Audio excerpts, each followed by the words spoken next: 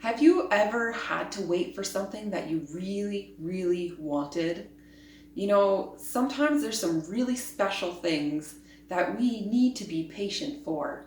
And today I wanted some jello, so I thought I'd make some. It's really easy to make. All you need are jello crystals and some water. Sounds easy, right? But we actually need a lot of patience because the water that we need to put into this recipe has to be hot enough to dissolve all the crystals in our jello. So we have to take a kettle, put some water in our kettle, put it on the stove, and wait. We have to wait for it to be ready to be hot enough to dissolve those crystals.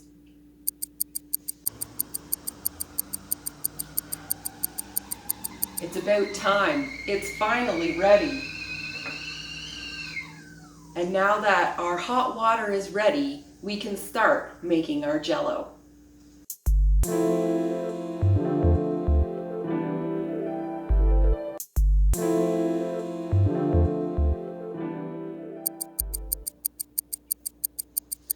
So our jello is finally ready and mixed, but it's not quite finished because it needs to be put in the fridge for a while so that it can solidify. Because if you try to eat the jello now, the truth is you couldn't eat it because it's more like a drink. It would be so much better if we waited until it was ready. And the thing is, it's true with other foods that we have as well. If we make a cake, we need to wait and bake it before we can eat it. Or could you imagine eating chicken that hasn't been cooked properly? In that case, it's better to wait because if you eat that too early, you could get quite sick. Waiting is hard, but waiting is very important. So let's put this in the fridge and we'll wait until it's ready.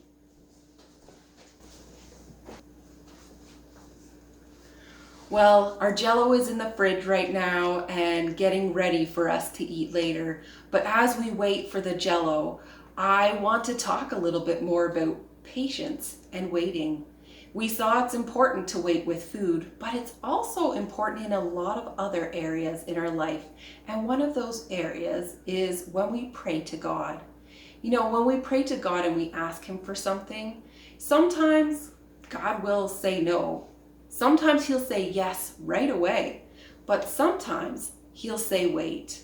And it is really hard to wait for something that is so important to us.